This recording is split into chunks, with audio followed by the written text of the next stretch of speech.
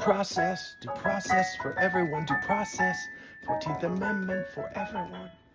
Fourth Amendment, you don't have to let any ICE folks into your house unless they put up against the window a signed warrant by a judge.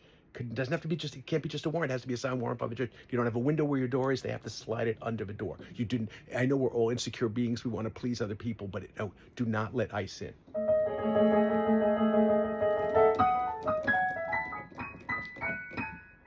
And Fifth Amendment is so much based on you never have to say a word. It's the law. You're protected by the Constitution. You never have to say a word to a government, to a federal official. You do not have to say a word to a government official.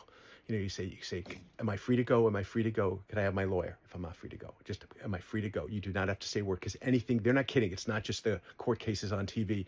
It's not just, and when you're in court, it's when you're on the street, and now everything, so many of the interactions, even if you're riding in the back of a cop car on the way, that's all being recorded. So just do not say a word. That's the one thing. So again, look up again, American Civil Liberties Union, ACLU, again, co-founded by Helen Keller in 1920 in response to the Palmer raids.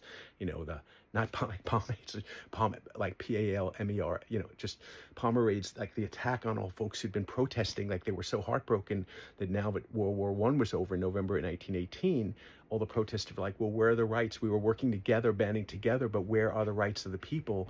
And in the same way that anarchists were attacked in 1919, 1920, it's like, it's this past week, Trump's like, yes, Antifa is a terrorist organization.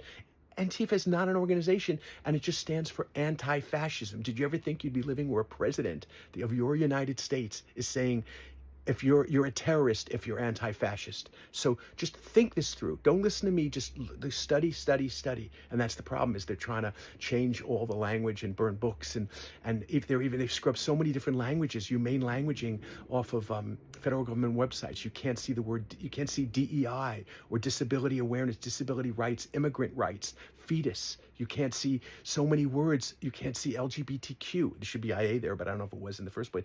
LGBTQIA, and by the time you're seeing this, maybe there's like a million zillion letters that have been added on, because maybe so much of the language changes because we're like, oh, we're all using the language of conquering tribes, you know? So let's start out with that sacred Om that everybody was from. Before somebody came up with language thousands of years ago, we're like, yeah, we felt more together. We weren't hating folks. We were busy. We were in the middle of oming love light to every being ever.